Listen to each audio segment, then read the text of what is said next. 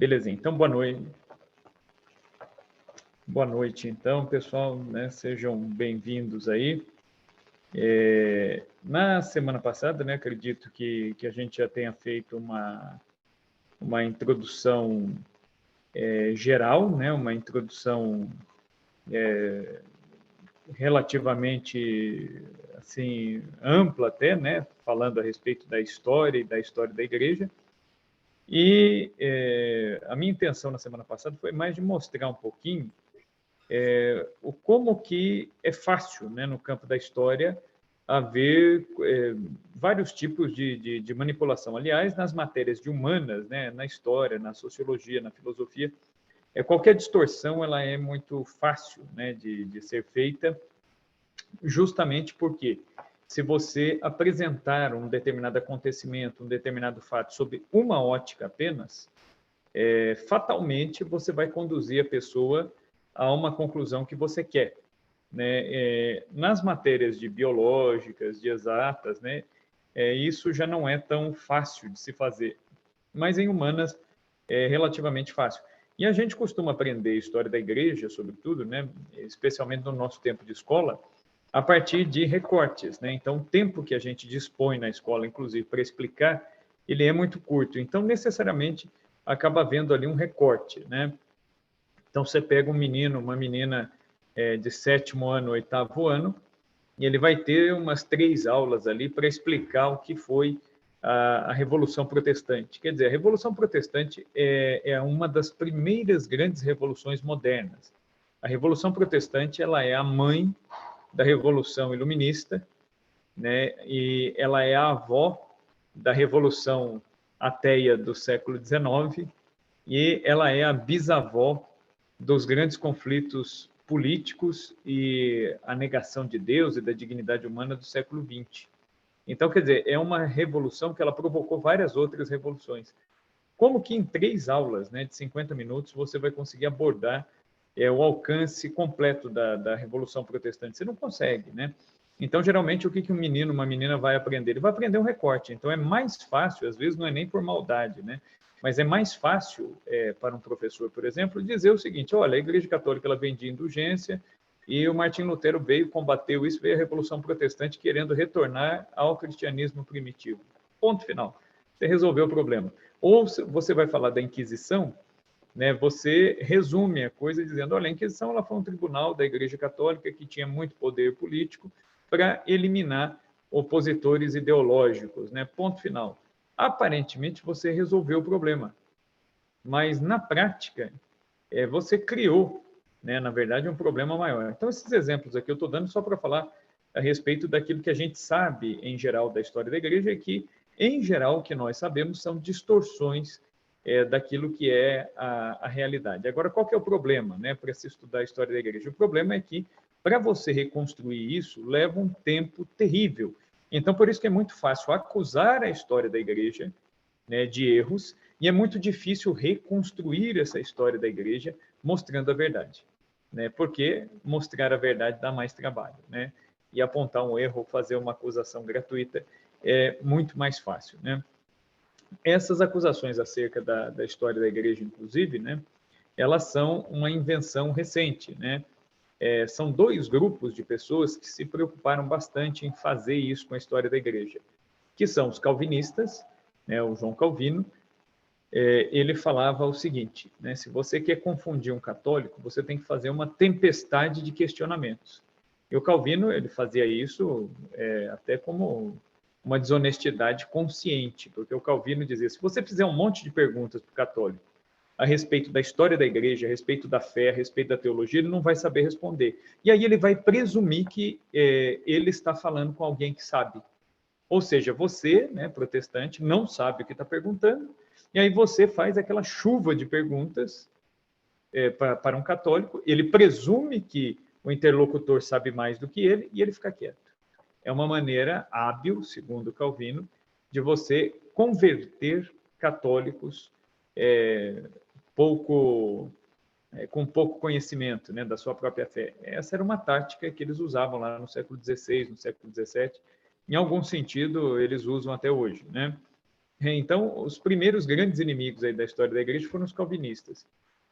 Depois dos calvinistas, os iluministas, né, os filósofos do século XVIII, que começaram a distorcer a história da igreja no intuito de atacá-la, de desmerecer ou de fazer desaparecer praticamente todo resquício, né, de cristianismo dentro da sociedade. Então, essa era a ideia, né? Muito bem. Então, sabendo disso, né, vamos ver aqui a história da igreja primitiva. A gente vai passar mais rapidamente. Vamos entrar na Idade Média. Uma coisa que é importante, né? Uma acusação comum que historiadores modernos e, sobretudo, historiadores protestantes fazem em relação à Igreja Católica é de que a Igreja Católica ela foi uma invenção do imperador Constantino e de que existiria, supostamente, um cristianismo primitivo, puro, e depois veio a Igreja Católica, que seria uma criação, uma invenção do imperador Constantino. Tá? Então, eu vou começar pelo desmonte desse argumento. Esse argumento aqui que eu estou falando, ele é levado a sério por muita gente. Existem historiadores, livros, obras que tentam comprovar isso. E no meio protestante, existe toda uma retórica para dizer que a Igreja Católica surgiu em 313. Então, ou seja, é aquela ideia de que Jesus ele não fundou igreja nenhuma, é uma tese protestante, que diz Jesus não fundou a igreja, Jesus ele criou a fé cristã. Mas aí veio o imperador Constantino e montou aí a Igreja Católica. Então existiria um cristianismo primitivo puro e a Igreja Católica. Essa teoria, ela começa lá com Lutero. Lutero vai desenvolver isso aí, os calvinistas vão desenvolver isso aí, os iluministas vão fazer propaganda disso aí. E hoje em dia tem gente que leva isso aí a sério, né? Então, um primeiro ponto que desmonta essa teoria primeira coisa, no capítulo 16 do Evangelho de Mateus, Jesus ele fala claramente: Tu és Pedro, sobre ti edificarei a minha igreja. Jesus usa o termo grego, né, eclésia, que significa assembleia popular, que é a igreja, né, a gente traduz como igreja. Então, Jesus ele fala da minha eclésia, a minha igreja, no singular. Ou seja, existe uma única. Né? E esta igreja ela é firmada sobre Pedro. Eu te darei as chaves do céu. Tudo que você ligar na terra vai ser ligado no céu, tudo que você desligar na terra vai ser desligado no céu. Ou seja, Jesus confere o poder das chaves, o poder de abrir e fechar o céu a um homem, a um ser humano pecador. Isso já derruba a retórica protestante que diz o seguinte: não, nós não temos papa porque nós não acreditamos em um pecador conduzindo a igreja, né? Jesus acreditava num pecador. Pode ser que os protestantes não acreditem num pecador conduzindo a igreja, mas Jesus acreditava. E Jesus sabia que Pedro era pecador e Jesus sabia que Pedro iria negá-lo. Então, nós tivemos um papa, o primeiro papa da igreja, ele foi um traidor arrependido, mas foi um traidor. E Jesus sabia disso.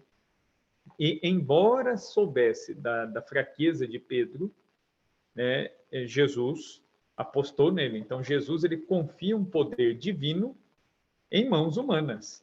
Né? É a história do vinho novo em odres velhos. Né? Então, quer dizer, Jesus ele sabe disso. Ele sabe da contingência humana, mas ao encarnar-se, ao assumir a carne humana, Jesus ele quis redimir a carne humana através do homem. Né? Santo Agostinho tem uma frase bonita, né? Uma fala muito bonita, muito interessante, que ele diz o seguinte: Deus que criou tudo sem a colaboração do homem, não quer salvá-lo sem a sua própria colaboração. Então, Deus ele criou o homem sem a ajuda do homem, mas ele não quer salvar o homem sem a colaboração do próprio homem. Então, o que isso significa? Que a colaboração humana para Deus ela é importante. Ele não precisa dela, mas ele quer. Então, essa é a mediação. Se a salvação vem no mundo por um Deus feito homem, né, então isso significa o quê? Que Deus confia na humanidade, mesmo sabendo da possibilidade de ser traído, como Jesus foi traído por Pedro e mais de uma vez. Né? Nós sabemos que Pedro nega Jesus por 3 vezes, né? Ali os evangelhos narram isso, né? A gente vai ouvir isso daqui a pouco na Semana Santa. Mas Pedro teve uma segunda negação, mesmo depois de Pentecostes, com a luz do Espírito Santo, tendo entendido qual era a missão dele à frente da igreja, Pedro vai a Roma. Pedro ele fundou duas dioceses, duas sedes de bispo, né? A primeira sede episcopal de Pedro foi a cidade de Antioquia.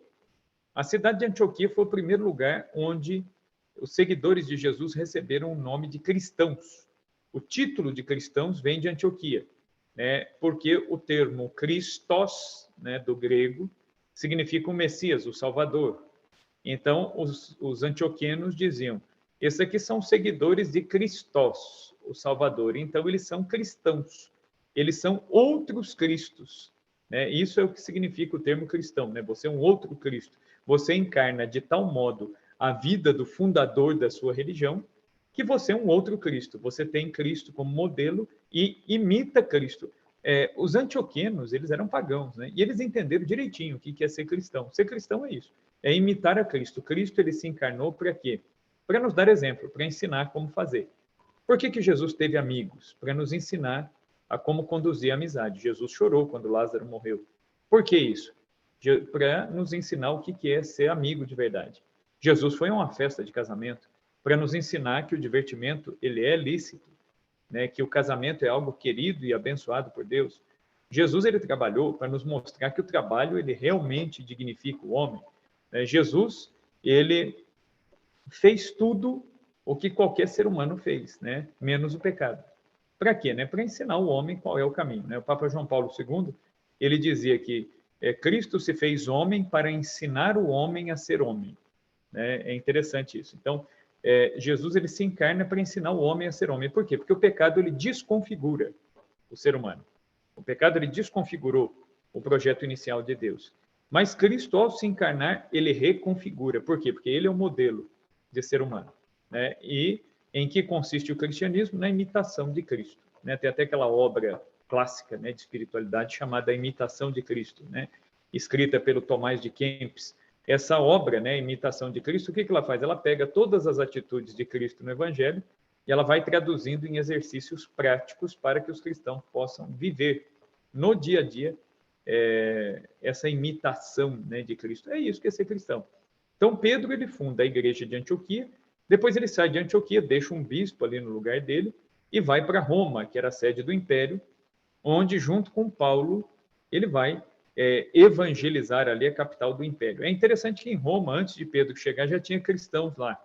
Né? Pedro não iniciou o cristianismo em Roma. Né? Alguns cristãos que iam para o Oriente, às vezes em viagem, etc. e tal, acabaram conhecendo o cristianismo e o cristianismo já tinha chegado em Roma antes de Pedro e antes de Paulo. Né? Através de quem? Dos leigos. Tá? E aí, então, sim, né? Estão falando aí que havia romanos em Pentecostes. Sim, em Pentecostes existiam cidadãos de Roma entre aqueles que ouviram Pedro pregar. Né? Então, muita gente chegou na capital do império antes dos apóstolos Pedro e Paulo. Quando Pedro e Paulo chegam a Roma, não era tão fácil evangelizar aquela cultura. Por quê? Paulo conseguia dialogar bem com a cultura romana, porque Paulo era cidadão romano, era falante de latim, conhecia latim, conhecia a cultura romana, conhecia a língua dos romanos, conhecia o direito romano. Para Paulo é um pouco mais fácil.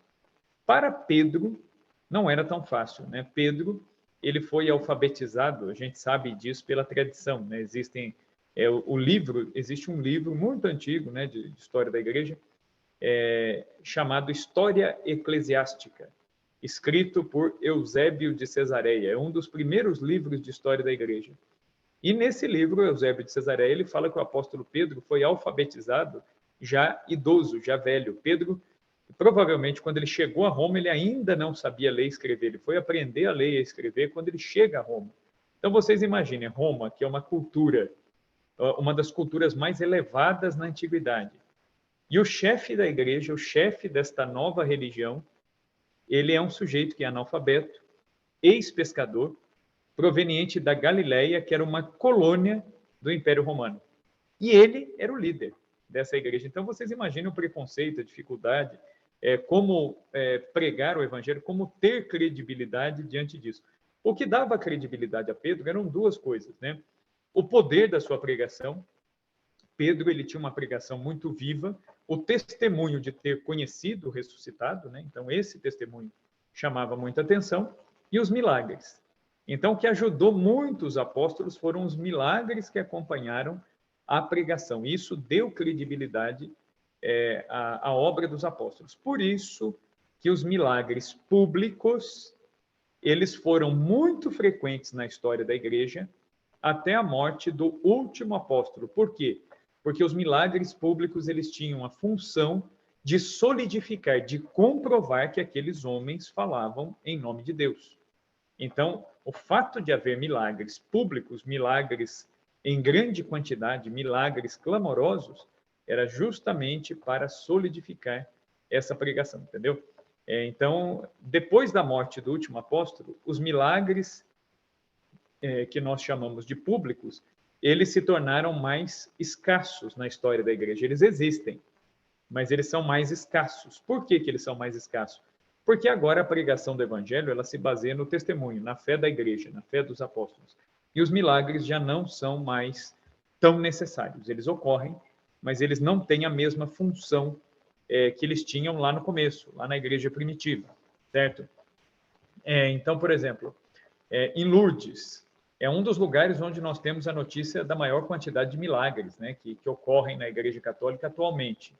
Só que a Igreja Católica é extremamente criteriosa, né?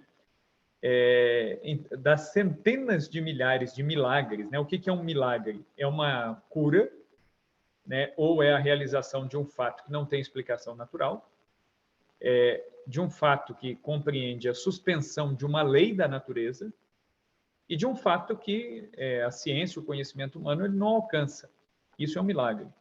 Lourdes, né, nos mais de 150 anos aí, né, da aparição de Lourdes, a igreja reconheceu apenas 50 milagres, né, de todos os que existem lá. Entendeu por quê? Porque a igreja entende que tem que ter um critério muito firme para você afirmar que alguma coisa é milagre ou não. Então, os milagres públicos, eles hoje ocorrem, mas eles são raros, né? O último milagre reconhecido em Lourdes, né, o penúltimo, aliás, né, foi de uma mulher francesa cega de nascença. E por que ela era cega de nascença? Ela não tinha córnea. Essa moça, essa senhora, né, ela nasceu sem córnea. Quando ela completou 14 anos, os pais a levaram a Lourdes, e ela se banhou nas águas, né, ali da Gruta de Lourdes, e o pai disse para ela: faça um pedido para Nossa Senhora, né? Alguma coisa que você quer, você está completando seu aniversário, faça um pedido. E essa menina, ela foi bem ousada, ela pediu a Nossa Senhora que eu veja, eu quero ver, né? E essa menina passou a enxergar, e a igreja esperou anos e anos para reconhecer o milagre. Agora, mais de 50 anos depois do milagre, é que a igreja reconheceu a veracidade do milagre. Qual é o milagre? Essa mulher, ela não tem córnea, ela tem os olhos, mas ela não tem córnea. Se ela não tem córnea, não tem ligação aí com o nervo óptico, com nada disso, né? Quer dizer, biologicamente é impossível uma pessoa assim enxergar. E essa mulher, ela enxerga perfeitamente, não tem um defeito. Ela fez e refez várias vezes exames de vista, e é um mistério, né, para os cientistas, como que isso é possível. É um milagre, é a suspensão de uma lei natural, certo? Então, é por isso que a igreja é muito criteriosa em relação a isso. Então, Pedro, ele vai a Roma. Mas aqui o que me interessa é o seguinte, é a negação, a segunda negação de Pedro. Quando ele estava em Roma, ele não teve assim um sucesso, mesmo com os milagres, mesmo com a pregação. Os romanos, eles eram muito supersticiosos. E eles acreditavam que os milagres eram devidos à magia. A magia. Tanto é que foi em Roma que vai ocorrer o célebre caso perto do Coliseu, pertinho do Coliseu. Quem for a Roma aí um dia, né, ou quem já foi, talvez não tenha visto, quando voltar, vocês vão voltar nesse lugar que eu estou dizendo, né? Em Roma existe ali o Coliseu, e depois tem as ruínas, né? Logo à frente do Coliseu ali, existe ali as ruínas, ali o Arco de Constantino, e uma série de ruínas bem ali em frente ao Coliseu. E quando você vai descendo de frente para as ruínas, à direita, existe uma grande igreja, pertinho mesmo, quase colada ali no Coliseu, né? Esta igreja, é a igreja de Santa Francisca Romana, hoje em dia. Antigamente, ela era chamada de Igreja de Santa Maria Antiga. Foi a primeira igreja dedicada a Nossa Senhora em Roma. Essa igreja, mas aí teve um terremoto na Idade Média, a igreja desmoronou, e depois ela foi reconstruída e consagraram a igreja Santa Francisca Romana, né, que inclusive o corpo dela está dentro desta basílica. Nessa igreja, logo na entrada, existe uma marca no piso da igreja, e existe até uma grade de ferro no piso para proteger a pedra do piso. E dá para ver claramente 2 pés cravados ali, né, na pedra. Parece que a pedra estava mole e 2 pés foram colocados sobre a pedra, né? 2 pés um pouco à frente e posicionado à frente, né, outros 2 pés que marcaram o chão. E o que é essa marca, né? Bem nesse local. Nesse local foi onde Simão, o mago, se encontrou com São Pedro. E Simão, o mago, era um mago romano e ele disse, né? Falou assim: olha, eu estou vendo que você cura as pessoas. Qual é a magia que você usa? Quanto você quer de dinheiro para me ensinar qual é a magia que você faz para curar os doentes, né? Porque eu não consigo fazer o que você faz. Ele tentou comprar, né, os dons de Pedro, né? E aí São Pedro, ele escorraça esse cara, né? E aí a tradição nos conta que os pés, quando eles se deram conta, tanto o apóstolo Pedro quanto o próprio Simão, quando saíram dali, viram que os pés de ambos haviam ficado marcados ali sobre a pedra, como que Deus querendo dizer, marcando ali a coragem do apóstolo Pedro em negar a vender as coisas sagradas. É daí que vai surgir o termo que a gente usa na teologia, na história da igreja, o termo simonia. O que é a simonia? É a venda de coisas sagradas.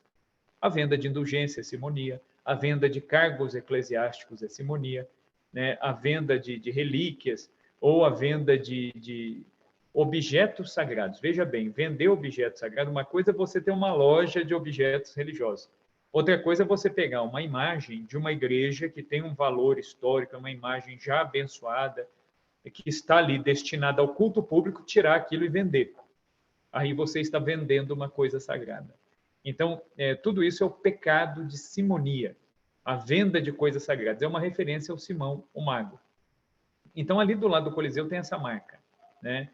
E depois, na saída de Roma, perto das catacumbas de São Calixto, quem for a Roma, né, quando vocês passarem lá pelas catacumbas de São Calixto, na entrada das catacumbas de São Calixto existe uma capelinha e o pessoal vê a capela. Roma tem tanta igreja, né, que o pessoal nem dá muita moral assim para algumas igrejas. Fala, é outra igreja, mais uma, né?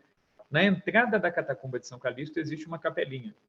Essa é a chamada Capela do Covades. Exatamente naquele local, Pedro, vendo que ele não estava tendo sucesso nas conversões em Roma, ele juntou as coisas dele e resolveu voltar para Galiléia. E ele queria ir embora de Roma. Ele falou: deixa Paulo aqui, Paulo vai ser ouvido. E eu não estou sendo ouvido, então Paulo dá conta aqui e eu vou voltar para Galiléia. E ele pegou as coisas dele e foi embora. Quando ele estava saindo de Roma, exatamente naquele ponto onde são as catacumbas ali de São Calixto, né, ele viu ao longe na estrada vindo um homem extremamente machucado, ensanguentado, açoitado, carregando uma cruz. Imediatamente Pedro associou com Jesus, porque não era um costume romano fazer os crucificados carregarem a própria cruz. Isso não era um costume romano. Né? Com Jesus aconteceu, mas geralmente eles não faziam isso. E aí Pedro falou: quem que poderia tá vindo carregando a própria cruz, senão Nosso Senhor? E ele esperou naquele local onde está a capela ali, né?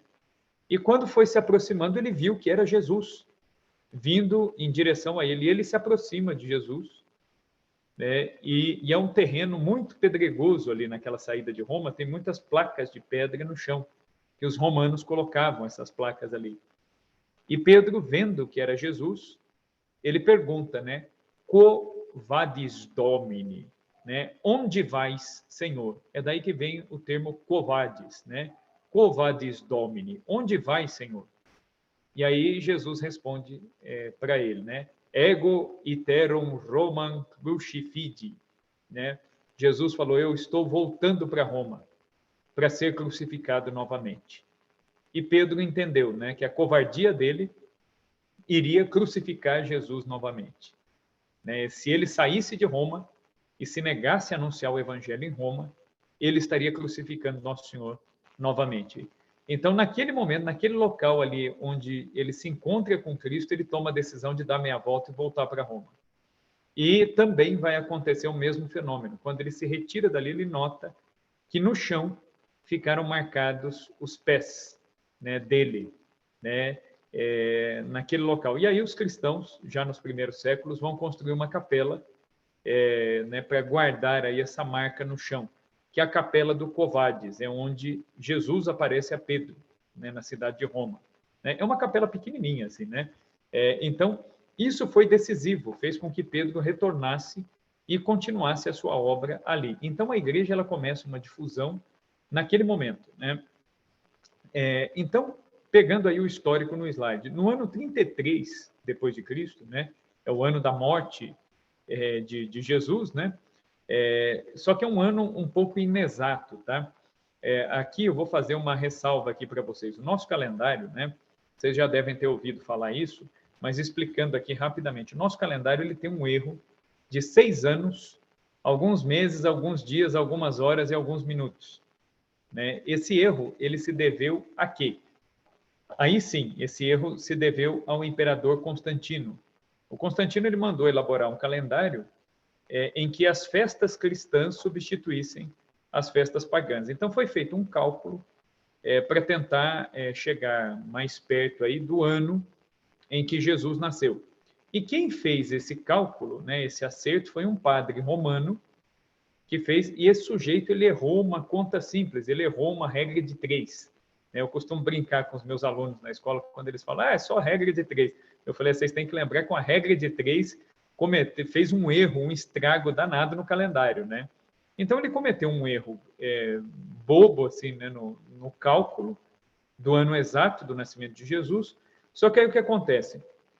Como o calendário romano é um calendário solar, então alguns anos tem 365 dias e a cada 4 anos tem 366, é o ano bissexto.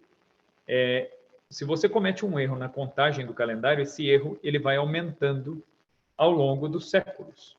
Só que esse erro ele não foi percebido, ele foi cometido lá no tempo de Constantino, e esse erro ele se arrastou por séculos. Somente no século XVI, no ano de 1582, é que o Papa, na época, que era o Papa Gregório XIII, ele era matemático, era astrônomo, então é coisa de matemático mesmo. O Papa ele bateu o olho no calendário, ele começou a ver alguns erros e começou a fazer cálculos astronômicos, chamou os jesuítas, que tinham o Colégio Romano, o maior observatório astronômico do século XVI era o Observatório dos Jesuítas em Roma, e aí o Papa entrou numa discussão e começou a analisar se o calendário estaria certo ou errado. E o que eles descobriram?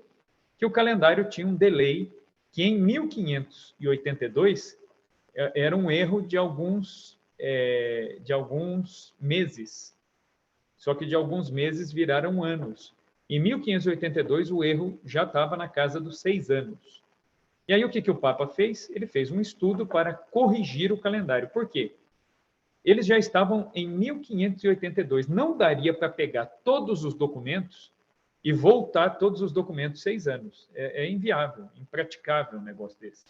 O Papa falou, então nós vamos fazer o seguinte, a gente vai corrigir o calendário daqui em diante.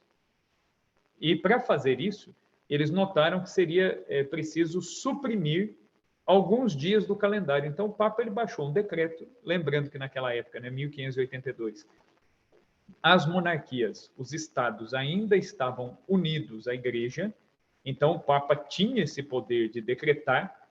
O que o Papa decretou? Que em 1582, as pessoas na Europa toda e em todo o mundo cristão iriam dormir no dia 4 de outubro e iriam acordar não no dia 5.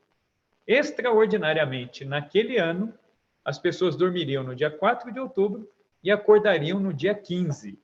Ou seja, né, os dias ali, né, do dia 5 até o dia 14 de outubro, eles seriam suprimidos do calendário no ano de 1582, só naquele ano. para corrigir o calendário. E isso foi feito. Então, de fato, dali em diante, o nosso calendário é exato. Hoje em dia, o nosso calendário não tem erro. Mas o que isso significa? Que Jesus, na verdade, ele não nasceu no ano zero, né? Então, quando a gente fala que Jesus nasceu no ano zero, na verdade, o correto é dizer que Jesus nasceu no ano 6 antes de Cristo, né? Ele nasceu no ano 6 antes dele mesmo, né? Porque a contagem está errada, né? Então, quando eu digo aqui no slide que a primeira perseguição sistemática contra os cristãos foi no ano 33, eu estou considerando esse calendário original. Então, na verdade, Jesus não morreu no ano 33, né? E, na verdade, se a gente for pensar, nós não estamos no ano de 2022, né? Nós já estamos 6 anos para frente. Na contagem convencional, né, acabou permanecendo assim, né? Só uma curiosidade interessante, né? É por isso que a festa de Santa Teresa d'Ávila foi um problema, né? Quando Santa Teresa foi canonizada. Por quê? Santa Teresa, ela começou a agonizar 15 para meia-noite, do dia 4 de outubro de 1582, que era o ano que não ia ter esses dias no calendário. E ela morreu meia-noite e 5. Teoricamente, ela estava morrendo no dia 5 de outubro, mas naquele ano não tinha dia 5. Então, ela morreu não no dia 5, mas no dia 15 de outubro, né? Seria dia 5, num ano normal, mas como ela morreu no ano do decreto do Papa, então é por isso que a festa de Santa Teresa de Jesus ficou dia 15 de outubro, né? Então, por isso que a festa litúrgica permanece dia 15 de outubro. É por isso que o dia do professor também é dia 15 de outubro, porque ela é padroeira dos professores, né? Então, é uma curiosidade aí do calendário. Então, no ano 33, considerando essa questão do calendário original, ocorre uma perseguição sistemática aos cristãos, né? Quem faz essa perseguição? Os judeus. Eles vão matar São Tiago, que era o bispo de Jerusalém, né, que é primo de Jesus, primo de sangue. Né? Entre os apóstolos de Jesus, nós temos Tiago, que era primo de Jesus.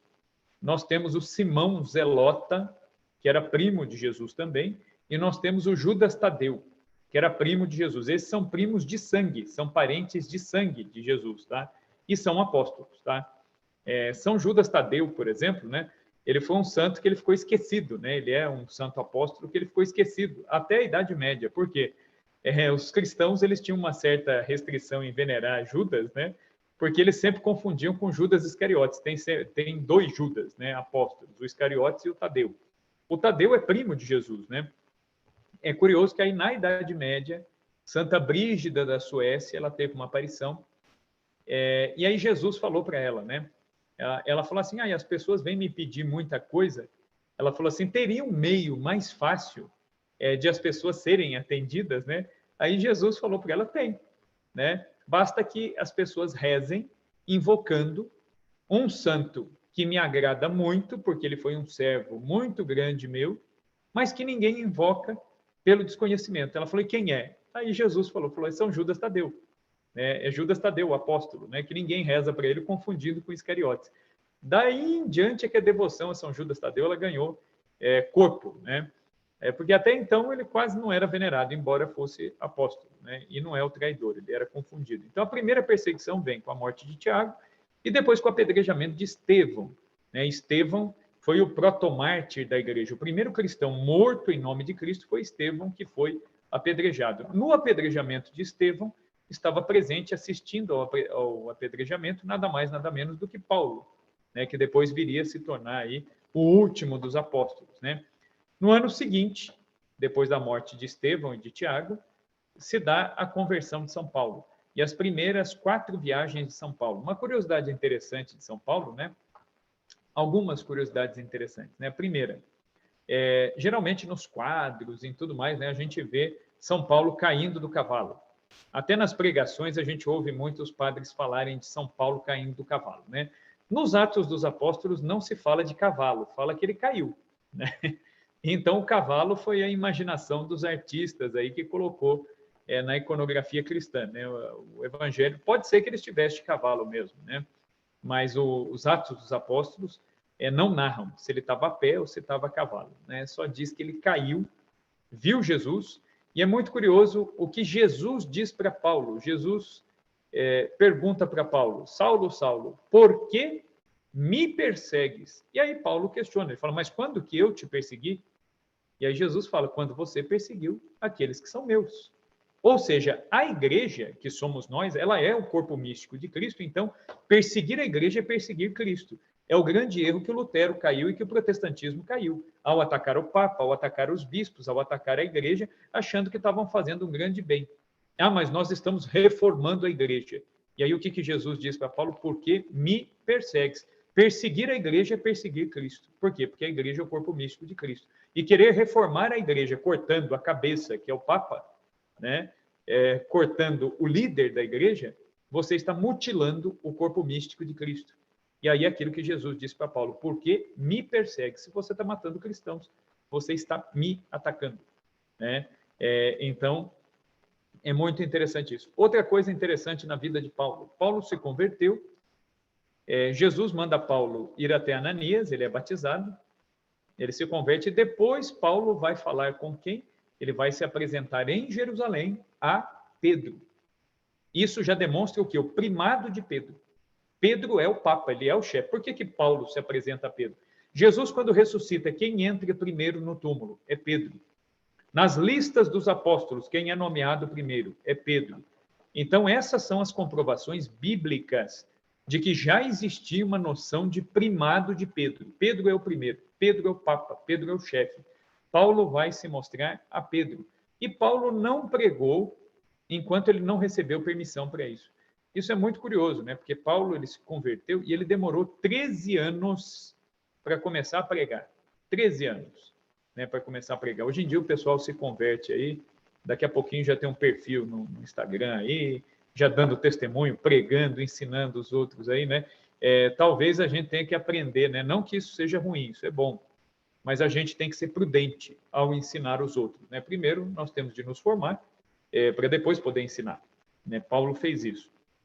No ano 49 depois de Cristo, nós temos o primeiro concílio da igreja, né? O concílio de Jerusalém. E aqui nós temos o primeiro problema, né, da igreja, né?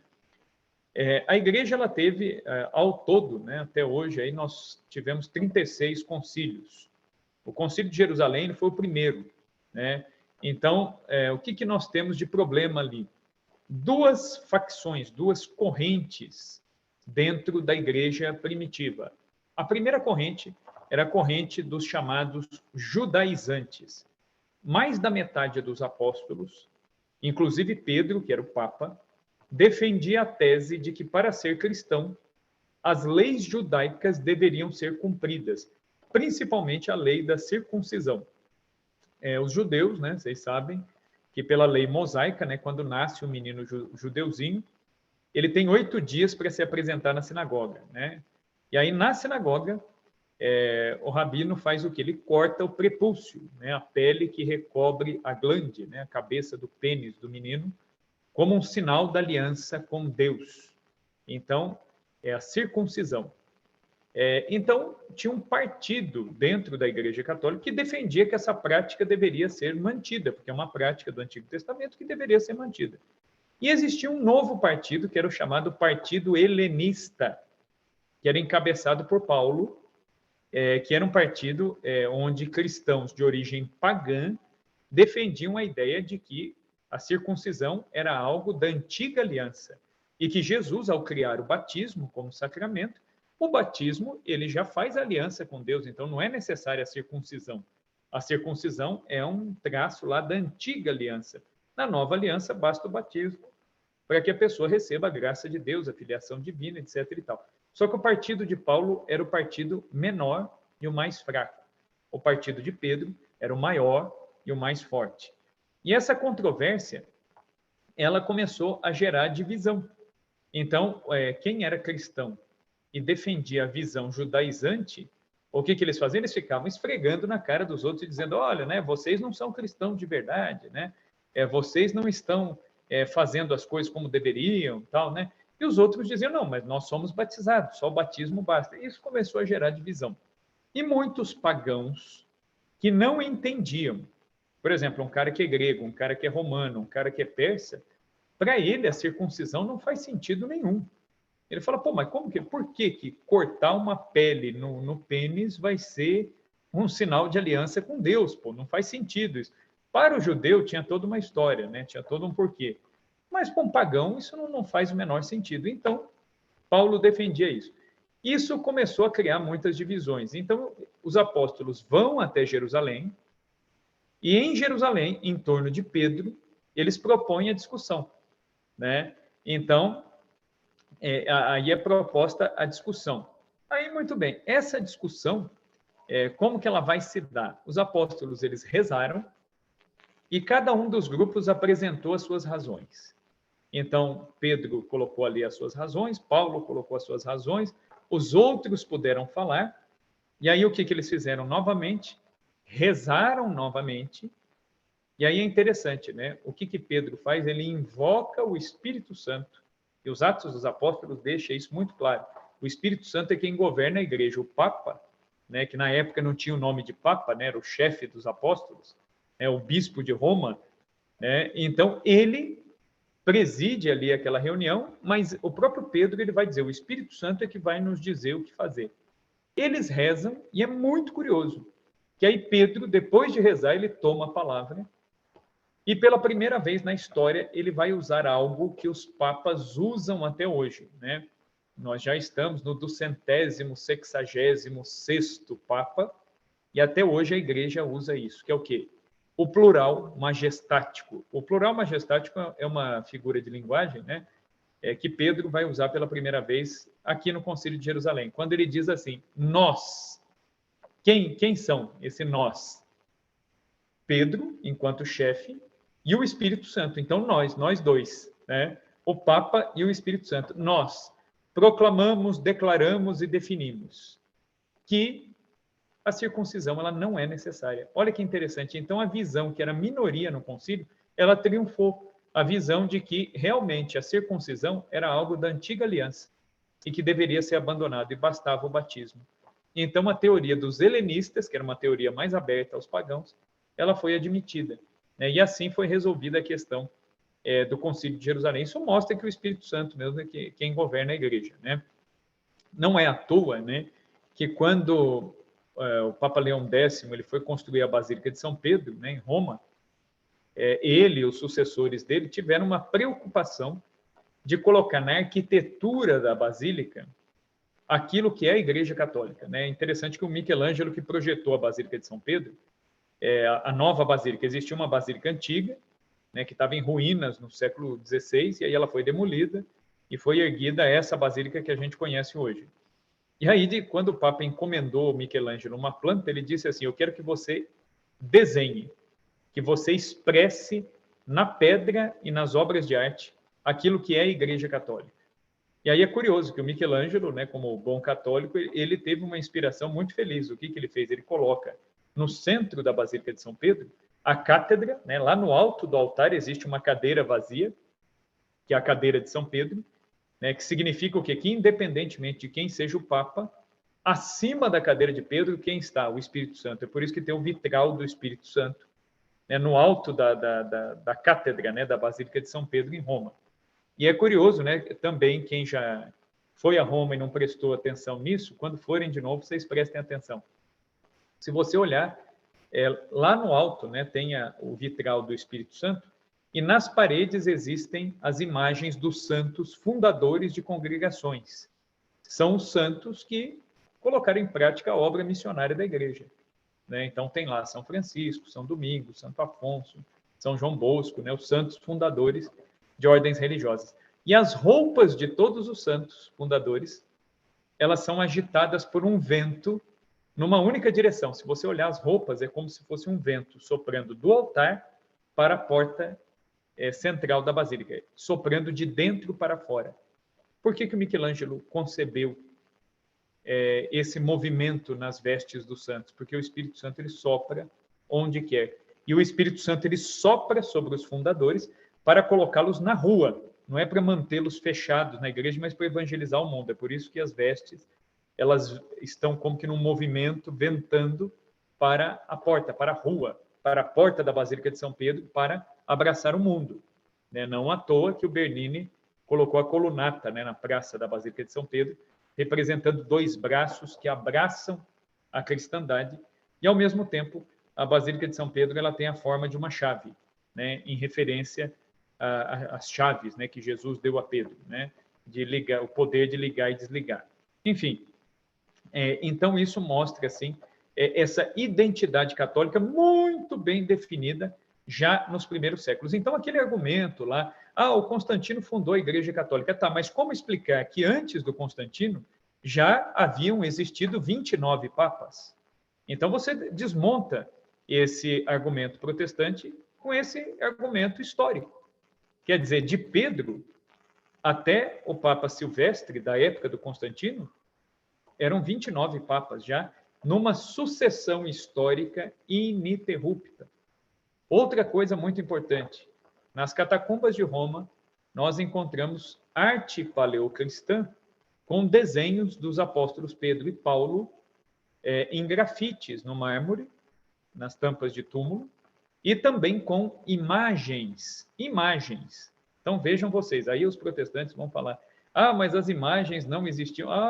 Existe sim, no Vaticano, no Museu do Vaticano, existe uma imagem do apóstolo Pedro sentado, né, inclusive muito bonita a estátua, parece um deus romano, né, de tão bonito que está. A estátua é do ano 90, depois de Cristo. Né? Então, quer dizer, uma prova material deste culto que, inclusive, os primeiros cristãos já tinham em relação aos apóstolos. Né? O mais curioso é que Pedro é sempre retratado como um homem mais alto, mais forte, barbudo, cabeludo, né? E fisicamente mais robusto. E Paulo é sempre retratado como um homem mais magro, mais baixo, de barba, né? Um cavanhaque e careca. Né? Paulo é sempre retratado assim. Em 1949, foi encontrado o túmulo de São Pedro. Né? Depois eu coloco uma referência até para vocês aí no grupo aí, para vocês lerem. Quem lê bem em inglês, compensa ler. Existe um livro na Amazon, tem, chamado The Body of St. Peter, né? O Corpo de São Pedro. Né? É um estudo arqueológico sobre o encontro do corpo de São Pedro. O Papa Pio XII ele mandou fazer uma reforma no piso da Basílica de São Pedro e, por acaso, através de uma rachadura, eles encontraram uma galeria subterrânea abaixo da Basílica e acharam o túmulo de São Pedro. E aí o Pio XII mandou exumar e mandou fazer um estudo. E ficava exatamente debaixo do altar. E o que eles encontraram? Um sarcófago com os seguintes dizeres, né, na tampa do sarcófago. Petrus hic est. Pedro está aqui. Ou seja, uma inscrição dos primeiros cristãos. E o mais curioso, né, debaixo da Basílica de São Pedro foi achado um cemitério cristão com muitos cristãos sepultados, enterrados em volta de Pedro. É um cemitério que estava escondido. Até o ano de 1949 ninguém sabia. Esse cemitério ele é visitável, tá? É que muita gente quando vai a Roma nem sabe que isso aí pode ser visitado, acaba não indo, mas ele é aberto à visitação pública, né?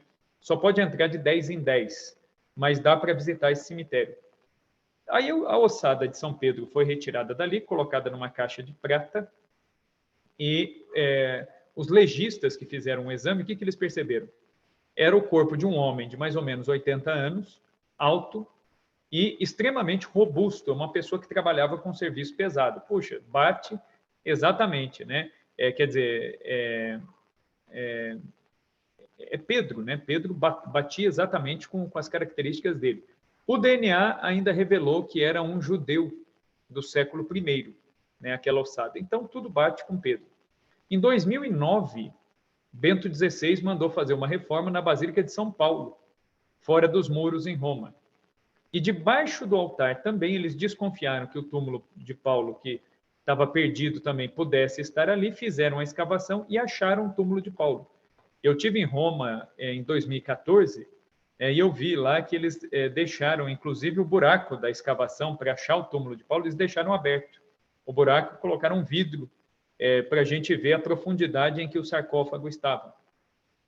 E no sarcófago de Paulo, é mais inegável ainda que o sarcófago é dele.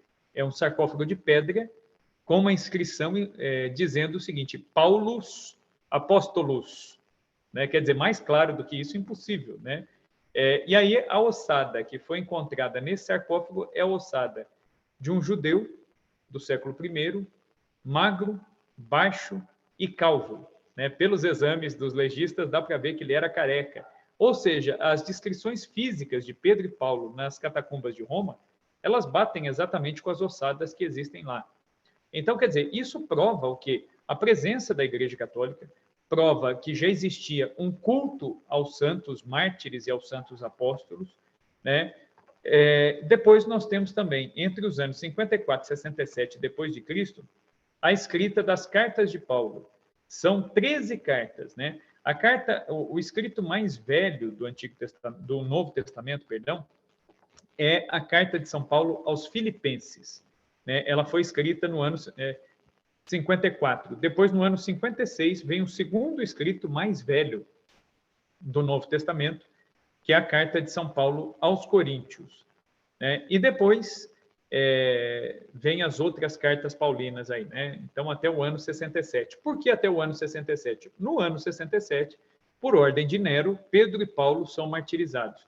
Eles não foram martirizados exatamente na mesma data, embora a igreja comemore São Pedro e São Paulo juntos, a gente não sabe exatamente a data em que cada um deles foi executado por Nero, mas ambos foram executados no ano 67.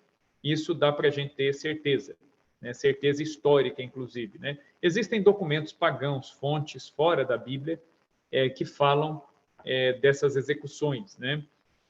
Então, Paulo ele era cidadão romano, ele exigiu os direitos de cidadão romano dele. Né? Ele exigiu. E aí, como cidadão romano, ele não poderia ser executado dentro da cidade. Por quê? Os romanos achavam que matar cidadão dentro da capital dava azar. Então, eles tinham que matar fora dos muros da cidade. É por isso que a Basílica de São Paulo, em Roma, se chama Basílica de São Paulo fora dos muros, porque está fora das muralhas antigas da cidade de Roma. Né? São Paulo ele foi morto perto de onde está a Basílica. Pertinho da Basílica de São Paulo existe uma igrejinha chamada Igreja de São Paulo de Tre Fontane.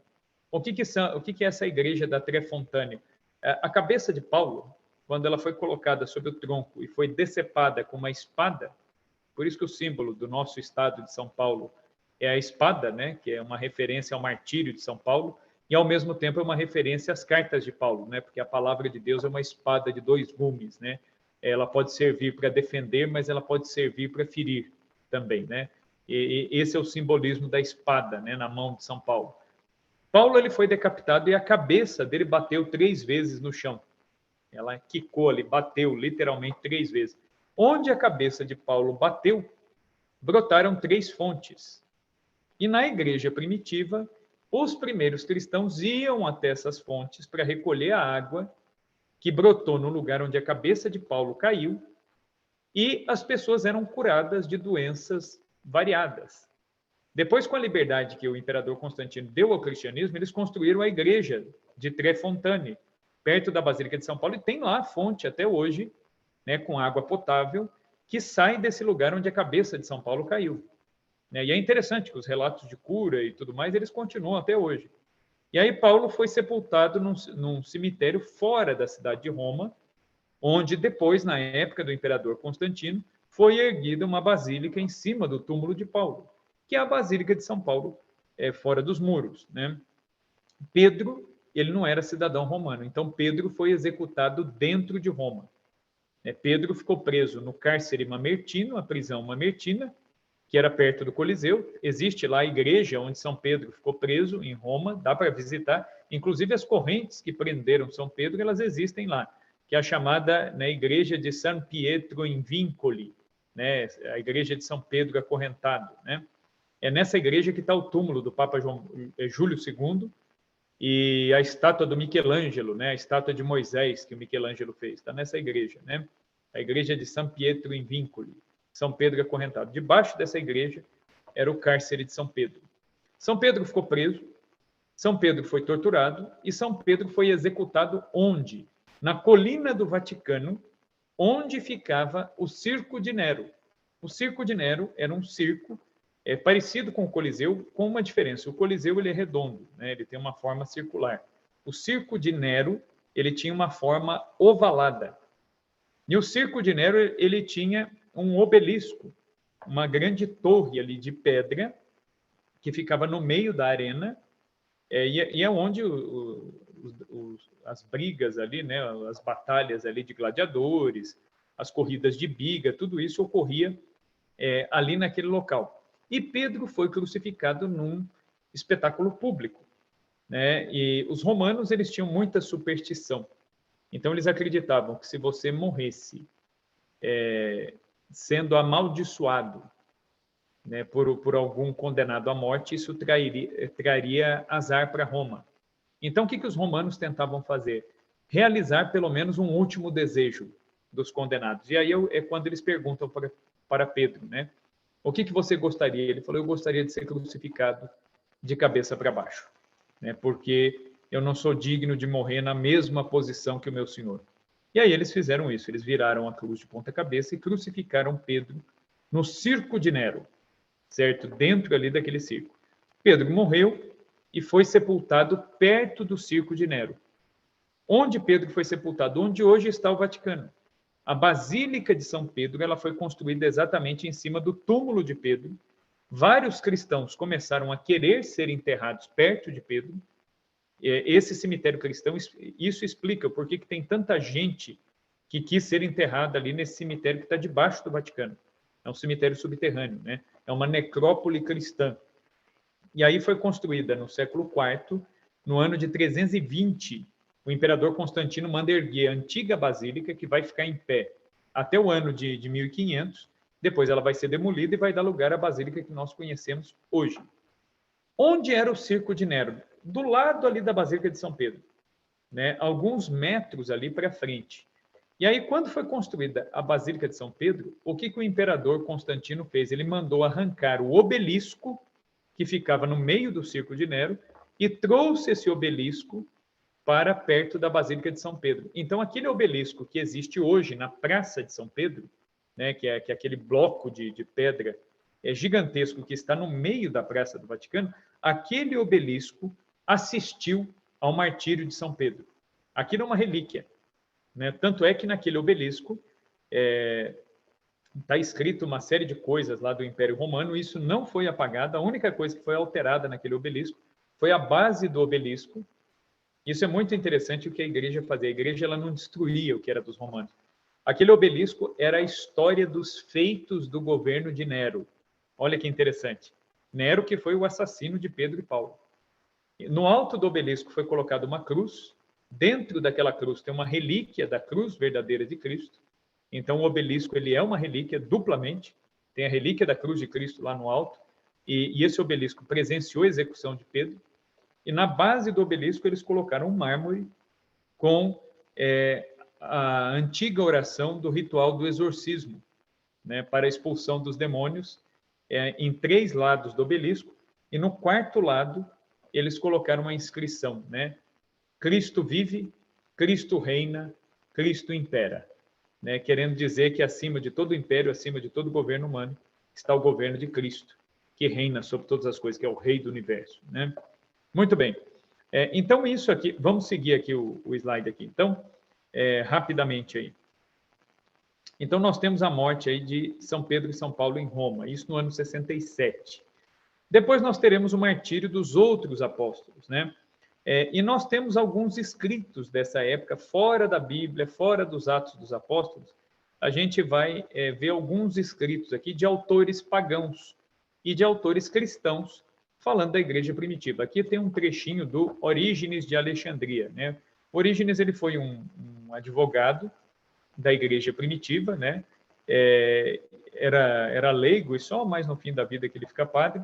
Olha o que ele diz.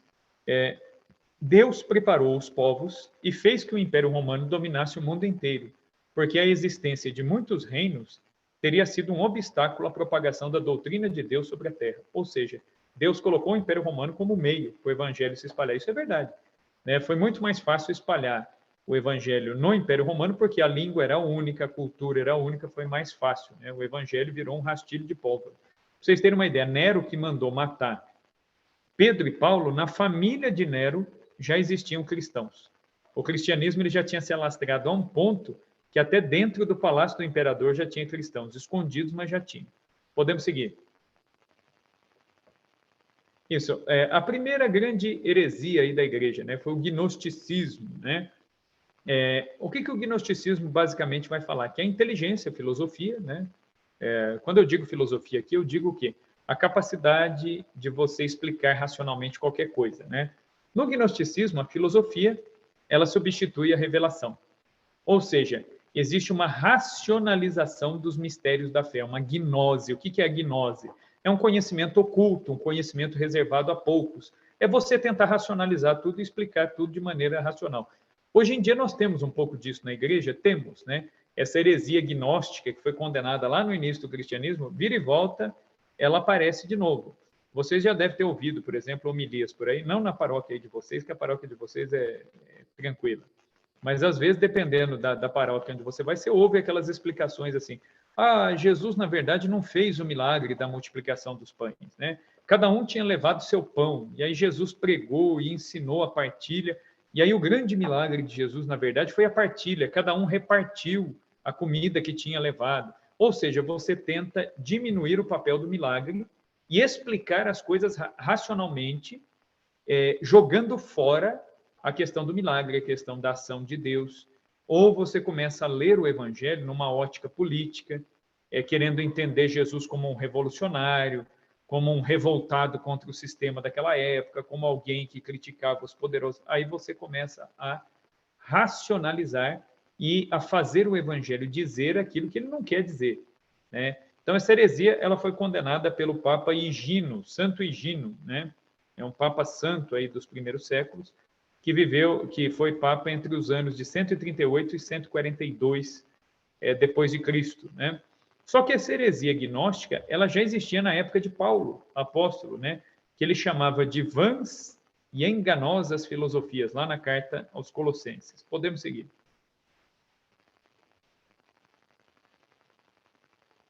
Isso. Aí aqui um outro questionamento, né, que o pessoal faz. Será que Jesus existiu? Né? Tem muita gente hoje em dia, muitos historiadores que falam assim, as únicas fontes a respeito da existência de Jesus são os evangelhos, é a Bíblia, né? Quem garante que isso aí não é uma mentira, né? Existe até uma teoria doida aí que diz que o cristianismo é uma invenção de Paulo, né? Que Paulo teria criado um personagem chamado Jesus e teria colocado na boca de Jesus vários ensinamentos. É um absurdo, né? Por quê? Porque existem fontes históricas da época de Jesus, né? Fontes históricas contemporâneas que falam de Jesus e que falam dos cristãos. Por exemplo, aqui nós temos um caso, Tácito, né? Que é um historiador romano. O que ele fala no ano 64, um pouco antes do martírio de Pedro e Paulo. Um boato acabrunhador atribuía a Nero a ordem de pôr fogo na cidade. Então, para cortar o mal pela raiz, Nero imaginou culpados e entregou as torturas. Vamos seguir aí. O próximo slide. Isso. Imaginou as torturas mais horríveis para esses homens detestados pelas suas façanhas, que o povo apelidava de cristãos. Esse nome vem-lhes de Cristo, que sob o reinado de Tibério foi condenado ao suplício pelo procurador Pôncio Pilatos. Essa seita perniciosa, reprimida a princípio, expandiu-se de novo, não somente na Judéia, onde tinha sua origem, mas na própria cidade de Roma. Então você veja bem que o Tácito, ao mesmo tempo que ele é justo, dizendo que o Nero culpou os cristãos pelo incêndio de Roma e começou a matar cristãos, por outro lado, o Tácito chama os cristãos de seita perniciosa. Por quê? Porque era uma ameaça para o paganismo romano, né, que adorava vários deuses, que tinha uma moral muito relaxada, muito diferente do comportamento discreto, né, dos cristãos. Podemos seguir. Aqui nós temos o testemunho do Plínio o Jovem, né? Era sobrinho, né, do orador romano Plínio o Velho. Olha o que ele diz, né? Os cristãos estavam habituados a se reunir em dia determinado, antes do nascer do sol, e cantar um cântico a Cristo, que eles tinham como Deus. Num dia determinado. Qual é o dia determinado que os cristãos se reuniam para a missa dominical? A missa dominical, na igreja primitiva, ela era rezada de madrugada, né? Sempre do sábado para o domingo, porque é o horário em que Cristo ressuscitou. Isso toda missa de domingo era assim. né? E aí eles cantavam seus hinos, faziam seus agradecimentos, era a celebração da missa, né? Podemos seguir. Vamos ver aqui mais outro testemunho. Suetônio, né? Que é um outro historiador romano. O que ele fala, né? Ele, referindo-se ao reinado do imperador romano Cláudio, ele afirma que Cláudio expulsou de Roma os judeus que, sob o impulso de Cristo, se haviam tornado causa frequente de tumultos. Veja bem que o Suetônio ele confunde cristão e judeu. Para ele é tudo a mesma coisa, né? Ele acreditava que era a mesma crença, né? Ele não faz uma distinção, né, aqui. Em Atos, capítulo 18, versículo 2, né, vai falar lá da igreja primitiva entre os anos 49 e 50, que é a época, mais ou menos, em que o Suetônio aí vai escrever várias coisas a respeito dos cristãos, né? O Suetônio, para vocês terem uma ideia de como ele não tinha noção exata do que era o cristianismo, ele julgava que Jesus estivesse vivo, em Roma ainda, né? Porque ele ouvia os cristãos falarem de Jesus de uma maneira tão presente que ele falava, esse cara está vivo, né? Porque os cristãos falam com ele, obviamente, né? A gente fala com Jesus até hoje, todo dia, a todo momento, quando a gente reza, né? Mas olha que interessante, a fé dos cristãos era uma coisa tão viva que os pagãos achavam que Jesus vivesse em Roma, né? Olha que interessante, podemos seguir aí para o próximo. Depois tem o Talmud da Babilônia, que é um outro livro aqui, que vai falar um pouco dos cristãos, vai falar da celebração da missa, da Páscoa, que era celebrada a cada domingo. Podemos seguir. Depois eu passo isso aqui tudo para vocês. Podemos seguir para o próximo. Isso. Aí tem o historiador Flávio Josefo, né? Voltando um. O Flávio Josefo, ele é o principal historiador judeu que vai falar de Jesus. É uma fonte histórica judaica falando de Jesus. Olha aí o que ele diz. Por essa época apareceu Jesus, homem sábio, se é que há lugar para o chamarmos homem, porque ele realizou coisas maravilhosas. Ele foi o mestre daqueles que recebem com júbilo a verdade. Ele arrastou muitos judeus e gregos. Ele era o Cristo. Por denúncia dos príncipes da nossa nação, Pilatos condenou-o ao suplício da cruz. Mas os seus fiéis não renunciaram ao amor por ele, porque ao terceiro dia ele lhes apareceu ressuscitado. Ainda hoje subsiste um grupo que, por sua causa, recebeu o nome de cristãos.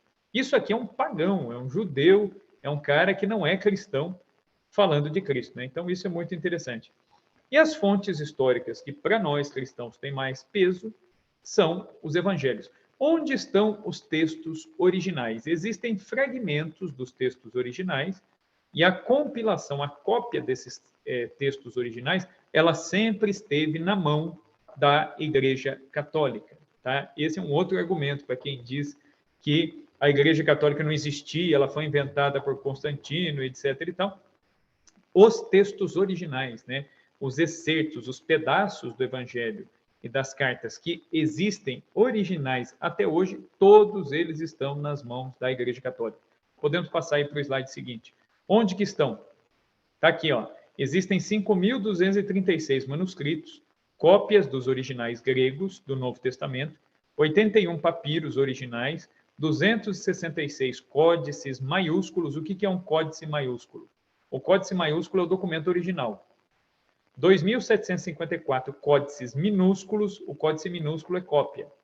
E 2.135 lecionários. O que são lecionários? São livros usados na liturgia, na missa.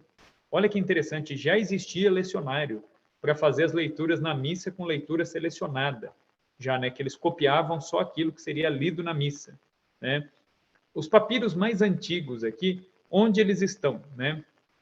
Existem 3 papiros que estão na Filadélfia, nos Estados Unidos, tudo em poder da Igreja Católica. 6 desses manuscritos estão em Florença, na Itália, na Universidade Católica de Florença. Existem aí, né, entre 6 e 7 manuscritos em Viena, na Áustria. Em Paris tem 3, em Londres tem 3, Estrasburgo, na França, tem 4, Berlim tem 4, né? Então, veja bem, todos esses são escritos dos evangelhos, e em Berlim nós temos o texto quase inteiro dos Atos dos Apóstolos, né? O original. Podemos seguir. Então, de 67 até o ano 313 vai ser o maior período de perseguição da Igreja primitiva, né? Entre 54 e 68, Nero mata Pedro e Paulo. Depois, no ano 69 a 79, o imperador Vespasiano, ele deu uma relativa paz aos cristãos. Ele só prendia cristãos que eram denunciados mesmo e que tinham algum problema. Geralmente, ele açoitava e mandava soltar esses cristãos. Raramente, ele condenava à morte.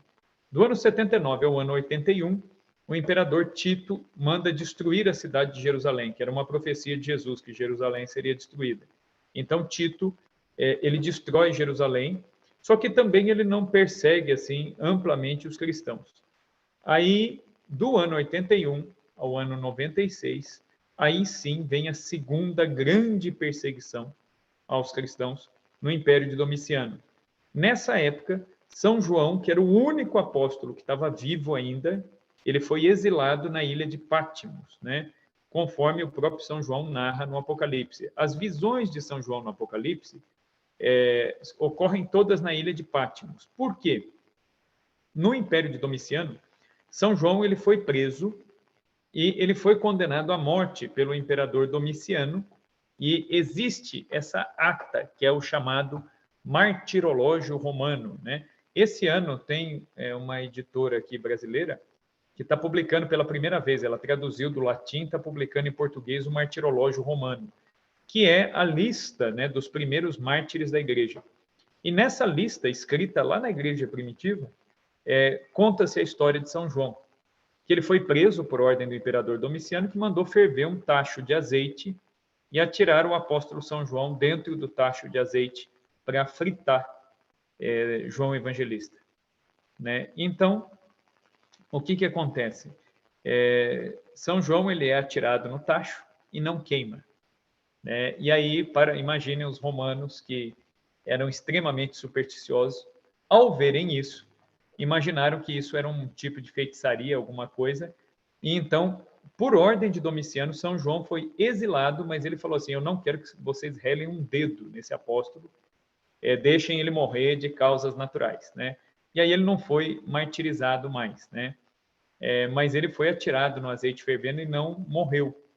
E por que isso? Jesus havia feito essa promessa, né, a João. Ele disse que o único apóstolo que não iria morrer da mesma morte que os outros era João, né? E de fato isso se cumpriu, né? O Domiciano ele vai mandar matar vários nobres que eram cristãos. O cônsul Acilo, né? Acilo Gabrion é um santo, né? Santo Acilo, né? Era um nobre romano. Ele vai mandar matar São Flávio Clemente e a sua esposa, a Flávia Domitila, né? A Flávia Domitila, ela era uma cristã extremamente caridosa e ela construiu em Roma uma catacumba para sepultar os primeiros mártires cristãos, que são as catacumbas de Santa Domitila, né? Então, Santa Domitila é justamente essa santa aqui, né? O marido é santo, é mártir, Flávio Clemente, e ela, Flávia Domitila, né? Chamada de Santa Domitila. Nessa época também o Papa Santo Anacleto é martirizado. Santo Anacleto ele é o terceiro Papa, né? É o segundo sucessor de São Pedro, né? Pedro foi Papa por 33 anos. Nunca ninguém bateu a marca de São Pedro como Papa, tá? O Papa Pio IX foi o Papa que chegou mais perto, né? O Papa Pio IX ele governou Sim, já vamos concluindo aqui. O Papa Pio IX ele governou a Igreja por 32 anos, né? 32 anos, mas nenhum Papa passou 33, né? Então Pedro governou por 33 anos a Igreja. Depois dele veio São Lino, que era um nobre romano, para quem o comando da Igreja de Roma passou. E depois de São Lino vem Santo Anacleto, ou São Cleto, né? Algumas traduções colocam o nome dele como Cleto, certo? Santo Anacleto e São Lino foram batizados por São Pedro e São Paulo. Então, são santos da primeira geração ali de cristãos. Podemos passar rapidinho. Que aí a gente tenta avançar aqui o máximo que der. Isso.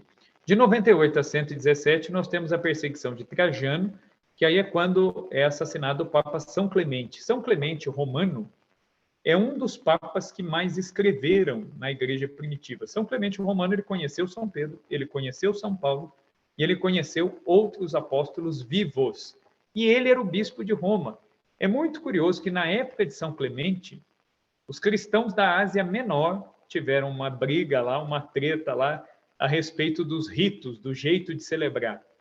E o que os cristãos da Ásia Menor resolveram fazer? Eles escreveram para São João Evangelista, que era vivo. São João, ele viveu na ilha de Patmos e depois o imperador deu autorização para ele voltar para Éfeso, onde ele morreu, né? E aí, então, é curioso que aí os cristãos escreveram para São João dizendo, nós estamos com uma dúvida no modo de celebrar, você não, como você é o único apóstolo vivo, você não poderia nos explicar? E aí é curiosa a resposta de São João. Ele falou assim, sim, eu sou apóstolo, mas eu não sou o chefe da igreja. Vocês devem perguntar ao bispo de Roma, que era São Clemente Romano. E aí é interessante que quem vai dar a resposta é São Clemente Romano. Então vejam vocês, São João Evangelista, apóstolo de Jesus, o discípulo amado, ele obedecia ao Papa. E aí quem vem falar assim, mas pô, né, esse negócio do primado de Roma não existe. Ué, como que não existe? Isso aí é histórico, né? Há fontes aí que vão falar disso, né? E aqui nós temos, então, uma lista aqui de vários dos santos mártires desses primeiros séculos, né? Então, por exemplo, o Adriano, o imperador Adriano, ele foi chamado de Adriano o Apóstata, né? Ele queria fazer o quê? Ele queria acabar com o cristianismo, né? Destruir o cristianismo. E é interessante que ele lutou a vida inteira dele matando cristãos, e ele viu que o número de cristãos só aumentava, aumentava, aumentava. No leito de morte dele, o Adriano o Apóstata, ele morreu gritando o seguinte, né? Ele dizia, venceste, Galileu, né? Dizendo para Cristo, né? Você venceu. Eu lutei, eu fiz tudo o que eu podia para acabar com o cristianismo, mas venceste, Galileu. Né? O cristianismo ia se espalhar. Depois vem o imperador Antonino Pio. O nome dele diz muito, né? Pio significa piedoso, né? O Antonino Pio não matou ninguém, né? Ele foi mais tranquilo aí. Depois vem o imperador Marco Aurélio. Esse sim vai mandar matar diversos papas, inclusive ele que manda matar São Justino. São Justino foi o primeiro santo que uniu a filosofia com a teologia. São Justino era um filósofo grego convertido ao cristianismo e que vai usar a linguagem racional para falar de teologia. Depois vem o imperador Septímio Severo, que ele vai matar vários cristãos nas colônias, né, do norte da África e do Oriente. Ele que mandou martirizar, por exemplo, Santa Perpétua e Santa Felicidade, né? Santa Perpétua era uma dama romana, Santa Felicidade era escrava dela. Santa Perpétua, ela foi convertida pela sua escrava.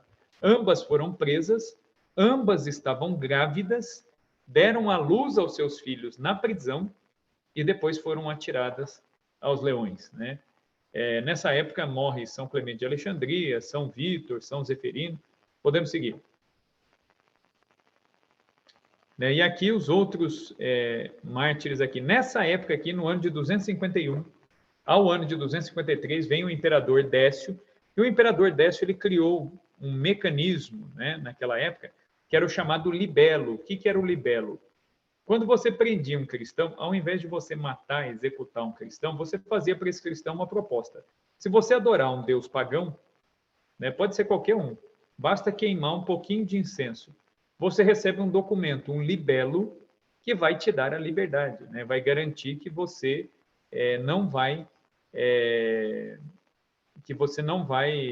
morrer por conta da sua fé. E muitos cristãos, na última hora, acabavam negando Cristo com medo de serem martirizados, né? Mas, por outro lado, vários cristãos, mesmo sabendo dessa possibilidade do libelo, preferiam morrer do que renunciar a Cristo, né? Durante o império de Décio, que vai ser executado aí o Papa São Fabiano, né, que vai ser enterrado aí fora da cidade de Roma, que vai ser martirizada Santa Águeda, que teve os seus seios arrancados durante o martírio. É por isso que a imagem de Santa Águeda, né, uma santa mártir com um prato com 2 seios no prato. Então imagine, né? E ela já era idosa, ela era uma senhora idosa, tinha 84 anos quando ela foi martirizada. Eles arrancaram dentes, arrancaram unhas, espetaram pontas de ferro nas unhas dela, depois eles cortaram os seios e ainda queimaram, né, Santa Águeda, né? Então, são martírios assim terríveis, né? Depois vem o imperador Valeriano, que nessa época ele mata vários mártires. O mais famoso, os dois mais famosos talvez, sejam São Lourenço e São Tarcísio, né? São Tarcísio ele foi morto por crianças, né? Pela criançada que, enquanto ele levava a comunhão, ele era um coroinha, ele estava levando a comunhão num estojo de prata para os prisioneiros cristãos na cadeia, e o Papa deu a comunhão para uma criança, levar um menino de 12 anos para que ninguém desconfiasse, né? E aí ele foi martirizado, apedrejado pelas crianças e recolhido por um soldado cristão, né? E depois São Lourenço, né, que foi assado aí numa grelha. Bom, o nosso tempo ele já está estourado, né? Então nós vamos encerrando e depois aí eu comento os principais pontos, pelo menos, da idade, do fim da Idade Antiga e da Idade Média, e já passamos para a Igreja Moderna. Bom, muito bem. Alguma dúvida, alguma questão? Obrigada, professor. Precisamos de marcar uma visita para Roma junto, todo mundo. Vai ser ótimo. Pois é, pois é. Vamos fazer a oração final, Lamara? Beleza. E aí a gente tira a foto e a gente já libera o link para o pessoal que vai entrar daqui a pouco, o texto em latim que vai ter. Lamara, tá por aí? Quer fazer, Lucas? Oh, acho que a Lamara...